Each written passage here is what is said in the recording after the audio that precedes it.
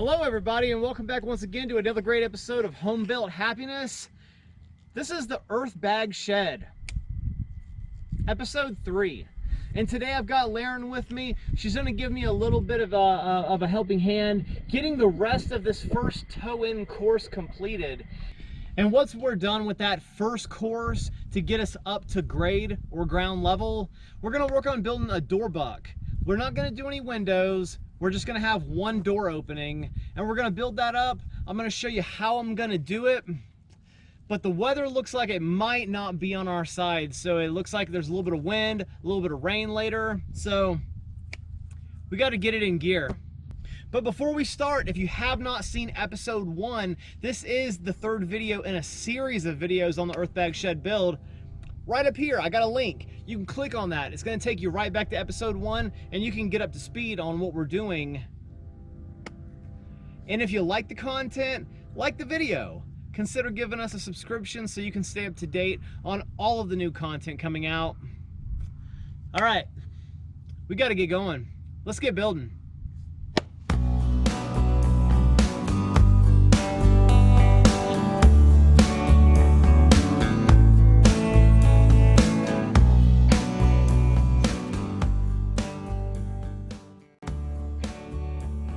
So I just want to take a moment and explain to everybody exactly what we do when we are setting up for a Hyper Adobe course. So the first thing we want to do is measure out the amount of tubing that we need from point A to point B, giving about 10 inches on each side of it so that we can close it up. Next, we're going to take our chute, which is basically a bucket with the bottom cut off, and we're just going to wrap that up on there. We're going to try to get that entire piece of Hyper Adobe on that chute. We can usually fit at most about 18 to 20 feet on this particular bucket. And all we're going to do is take a paper clip. I'm going to grab 3 of them. We're going to hem that end of the Hyper Adobe, folding it over maybe 3 or 4 times. And I'm going to do this on both sides. And then lastly, I'll hem through the middle. And once we're finished with that, we'll take our bucket over to our new course and then continue filling.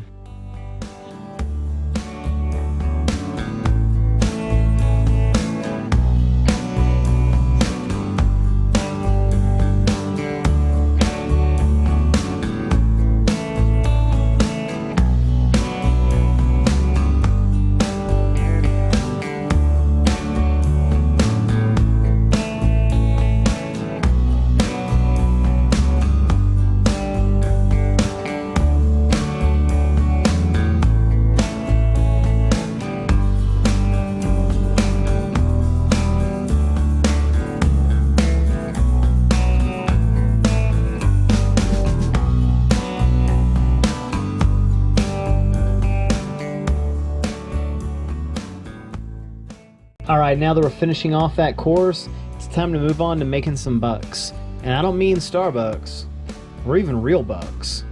I'm talking about door bucks. And there's a couple ways that folks do this. Now, traditionally, a lot of folks would get like a 2x10 or a 2x8 and make the buck out of that. Now, one of the things you can do that'll cost you a little bit less money, and it's also more sustainable for the environment, is to actually use 2x4s and simply make 2 bucks and double them up, which is what I'm going to be doing today. I'm going to take you through the first one, and all I'm doing is securing the wood to our little utility trailer.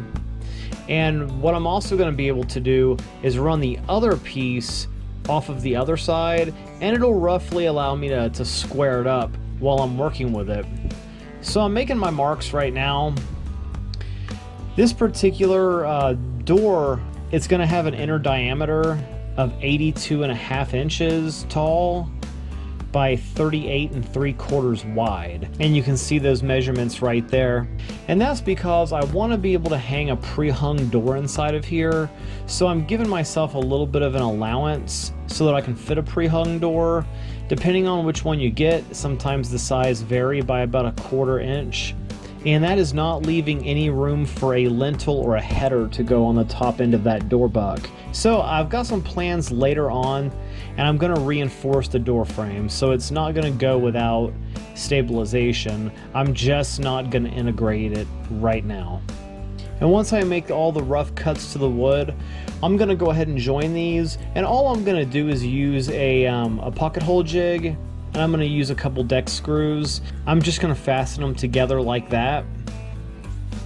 Now I'm gonna go ahead and make that other buck here. And here I'm gonna go ahead and join those two together. You can see I'm just squaring them up. And I'm gonna take some wood and I'm just gonna secure them on the top and on the two sides here.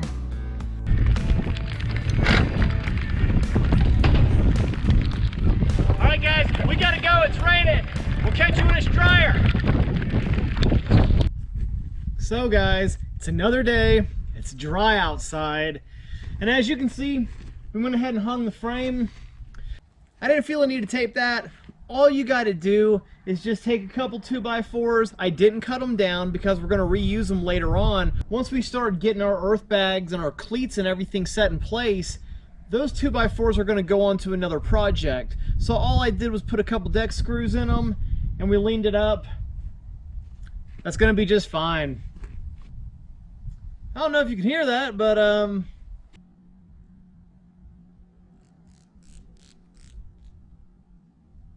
we got more rain in the forecast today, so I'll catch you tomorrow when we start laying more courses. Alright, so it's another beautiful evening. We're going to go ahead as the sun goes down, and we're going to work on laying the second course of our stem wall. So what's important about a stem wall is it's not made with earth. We're still working with gravel, and the reason that we're doing this is that if it gets wet, we don't want water to wick up the wall. And if it's dirt, water can wick up the wall the same way water could wick up your jeans if you step in a puddle or something. So we're going to go about 12 inches above grade so that's probably going to be 2 or 3 courses of earth bag. We've laid the first one down in the trench, so we got our toe in. I'm currently working on just filling in dirt in the corners because we're going to have some buttresses. And it's really important on these type of vertical straight walls that they're buttressed at the ends. That helps with stability and prevents those walls from collapsing in on one another. Once we transition from that first course that toes in to the trench to above grade, we don't want there to be any deviations. We want it to be flush along the ground. So I'm backfilling a little bit of dirt, we're tamping in, and then we're gonna go ahead and lay that second course. It's a good time to be alive, folks. Let's do this.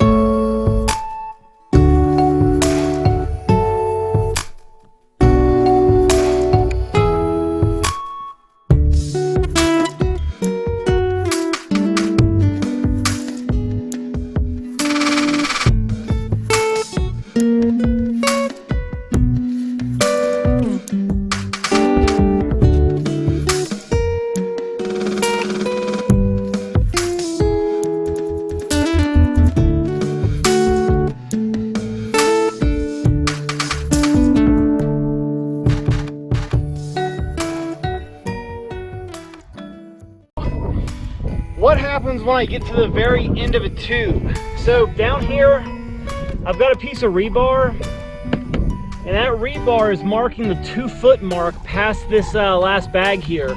So for our buttress, we're going out 2 feet past the bag. So that marks that. I'm gonna take my gloves off.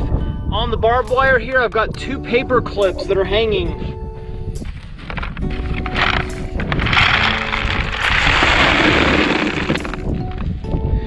And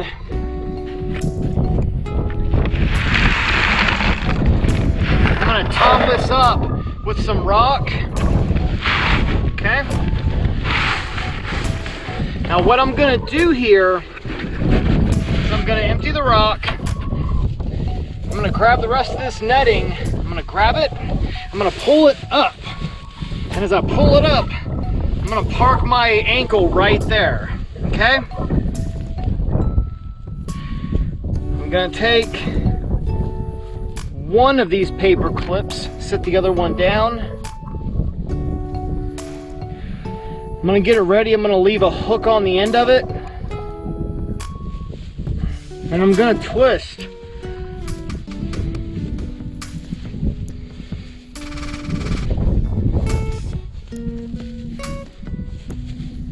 Okay.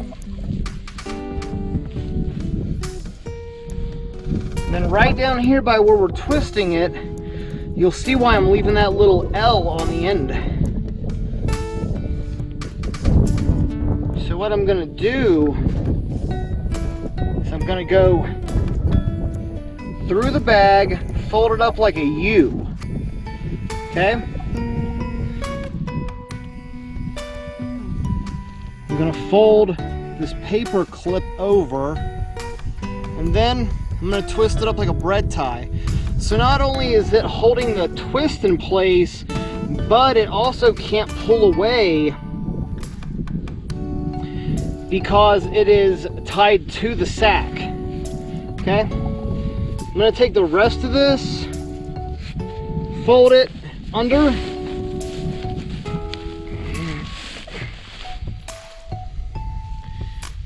I'm gonna take my other paper clip.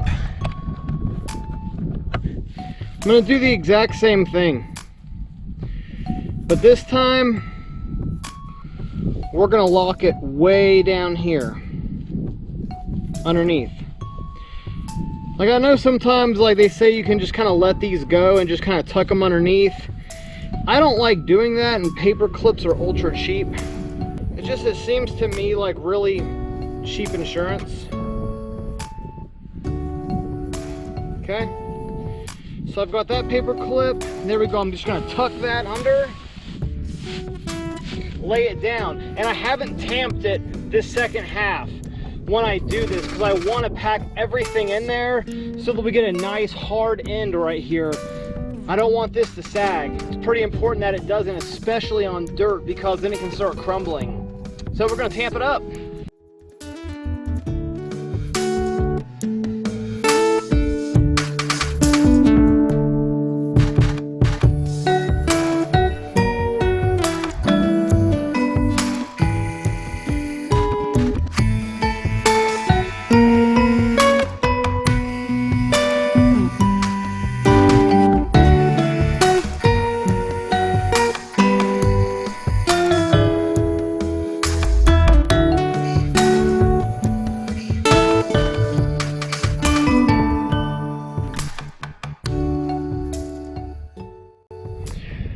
Well, looks like we just barely got that that side of that buttress done. Our trailer is empty. It's just the right time to relax. Look at that. To be honest with you, this is one of the reasons that I moved out here in the first place. This and the stars in the undisturbed night sky.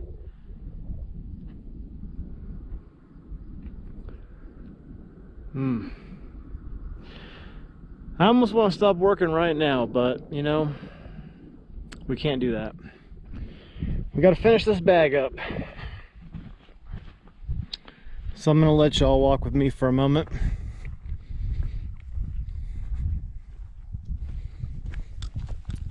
I've got my paper clips hidden underneath here. It's really because the box fell apart, and that's kind of where that's kind of where it's at. And right now we're seeing about 12 to 15 miles out. It's just beautiful. Well, let's go ahead and finish this up so we can get inside, or I can get inside. I don't know what y'all are doing.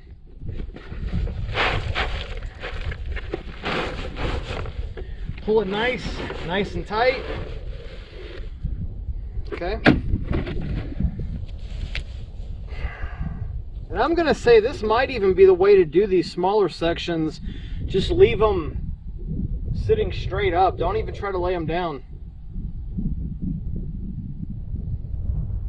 That way everything is compacted really nice in there.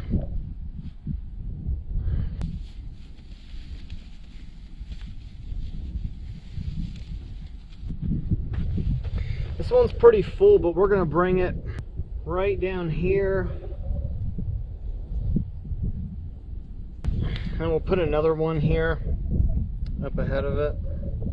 I mean, really, isn't this just a sight? You just got the sky right there. You don't got to worry about no neighbors yelling at you about your grass height or the color of your house or none of that other big city stuff. This looks good right here. We're gonna have to walk it back a little bit.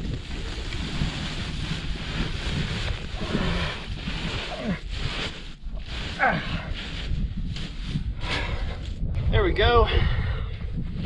And we're just gonna lightly tamp it.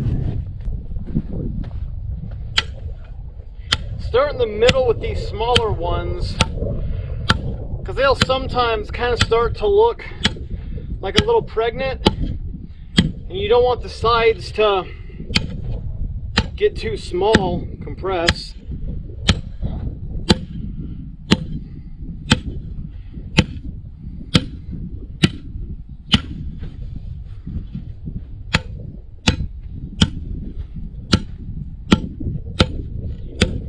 Last little bit of sunshine there. Well, folks, with an evening like this, it's time for me to retire. Now, I just want to thank you all for watching this series with us. It means a lot that you're following this journey with us, and if you haven't, go ahead and like this video, subscribe to the channel if it's giving you any kind of value.